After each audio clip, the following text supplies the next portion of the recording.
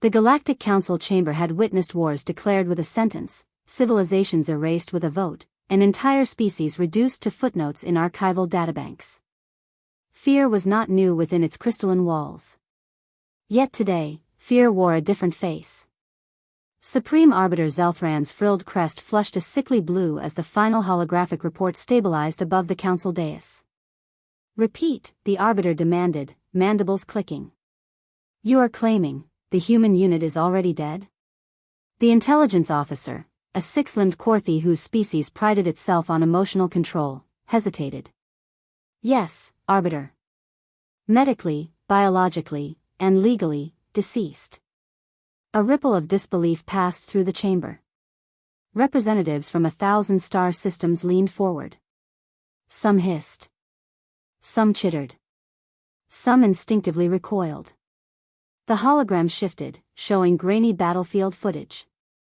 Human figures advanced through vacuum without suits. No helmets. No panic. No hesitation. One took a plasma bolt to the chest. His heart visibly stopped. He fell, then stood back up, jaw clenched, eyes burning with something far more dangerous than life. The recording ended.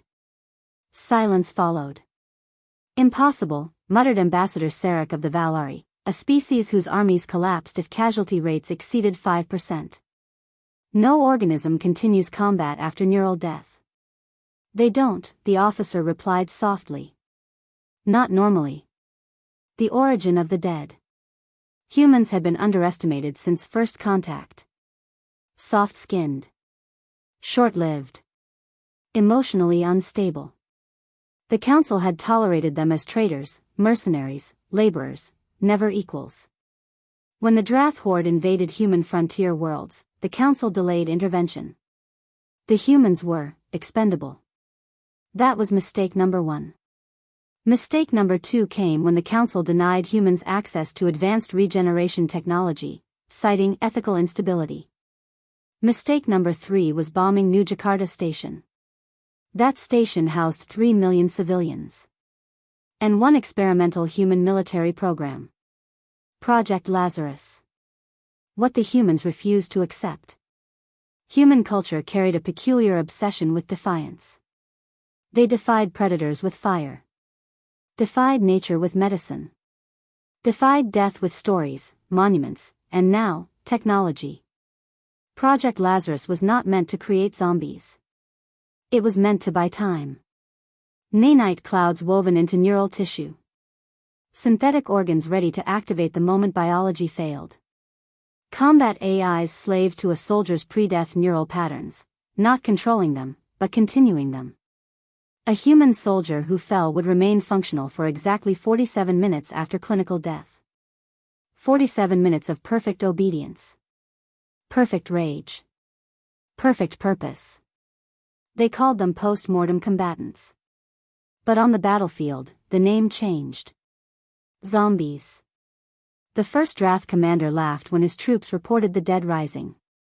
He stopped laughing when his flagship was boarded by corpses. Human zombie squad Echo 7 breached through sealed hull plating with bare hands reinforced by nanites. Their blood floated in crimson spheres as vacuums sucked it free, yet they advanced anyway. Drath warriors fired until their weapons overheated. The humans didn't slow. One Echo trooper lost his head entirely. His body continued forward. Another had half her torso burned away, synthetic ribs glowing white-hot. She planted demolition charges while screaming her unit designation over and over, voice distorted, broken, unstoppable. Echo 7. Mission continues. The Drath flagship went dark. So did the Drath war effort. Panic reaches the council. "They don't retreat," whispered the insectoid delegate from Ylkara. "They don't surrender. They don't fear." Ambassador Liu of the Crystalline Shari spoke in fractured tones. "You are describing a violation of all sentient war conventions." "Yes," said the intelligence officer. "The humans agree." A new hologram appeared. Human diplomats standing before the council weeks earlier. "We asked for help," the human representative had said calmly. You voted to observe.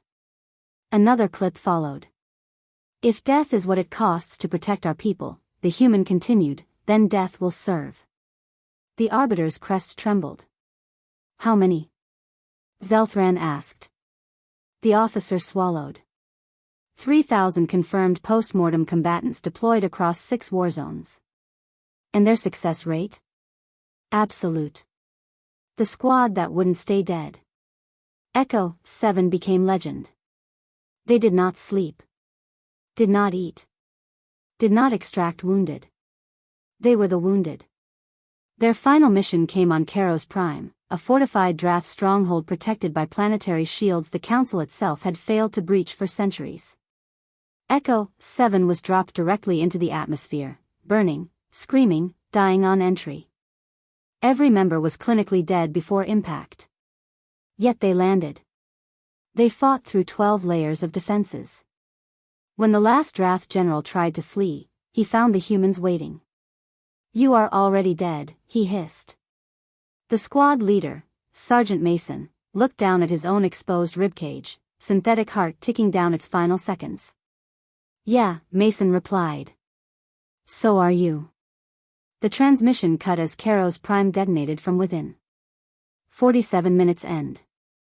Human zombie squads did not last forever. Their nanites shut down. Their AIs went silent. Their bodies collapsed where they stood. The humans retrieved them all. Every corpse. Every name. Every story. They buried them with honors no living soldier had ever earned. The council votes again. The chamber was silent as the final report concluded. Supreme Arbiter Zelthran rose slowly. The Galactic Council proposes immediate sanctions on human military research, the Arbiter declared. And demands termination of Project Lazarus. The human ambassador, eyes hollow, voice steady, leaned forward. You can demand whatever you like, she said. But understand this. She activated one final image. A row of human volunteers. Alive.